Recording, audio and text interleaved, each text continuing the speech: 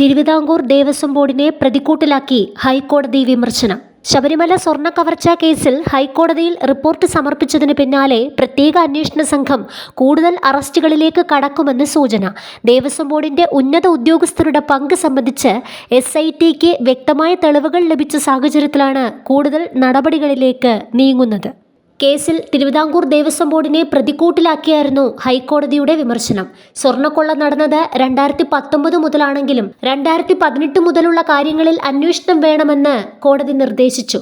പകർപ്പുണ്ടാക്കിയുള്ള സ്വർണ്ണക്കൊള്ളയാണ് നടന്നതെന്ന് നിരീക്ഷിച്ച division bench സന്നിധാനത്തടക്കം ശാസ്ത്രീയ പരിശോധനയ്ക്കും പോലീസ് സംഘത്തിന് അനുമതി നൽകി.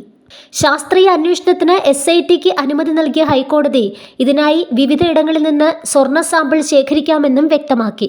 എന്തുമാത്രം സ്വർണം നഷ്ടപ്പെട്ടു എന്ന് കൃത്യമായി കണ്ടെത്തേണ്ടതുണ്ട്.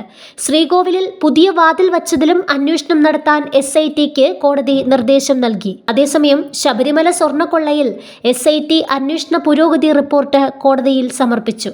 കേസിൽ തിരുവിതാംകൂർ ദേവസ്വം ബോർഡിന്റെ പല നടപടികളും സംശയാസ്പദമാണ് എന്ന് വ്യക്തമാക്കിയാണ് ഹൈക്കോടതി ദേവസ്വം ബെഞ്ചിന്റെ അതിരൂക്ഷ പരാമർശങ്ങൾ. 2019 മുതലാണ് സ്വർണ്ണക്കൊള്ള തുടങ്ങിയതെങ്കിലും 18 മുതൽ 25 വരെയുള്ള തിരുവിതാംകൂർ ദേവസ്വം ബോർഡിന്റെ നടപടികൾ കൂടി അന്വേഷണ പരിധിയിലേക്ക് കൊണ്ടുവരണം. ബോർഡിന്റെ മിനിറ്റ്സ് ബുക്കിലടക്കം ക്രമക്കേട് നടന്നിട്ടുണ്ട്.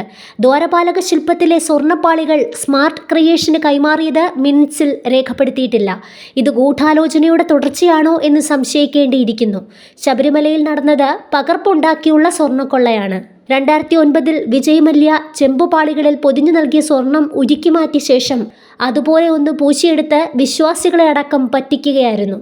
ശബരിമലയിലെ അമൂല്യമായത് പലതുമാണ് ചട്ടങ്ങൾ ലംഘിച്ച് ഉണ്ണികൃഷ്ണൻ പോറ്റിക്ക് കൈമാറിയത്.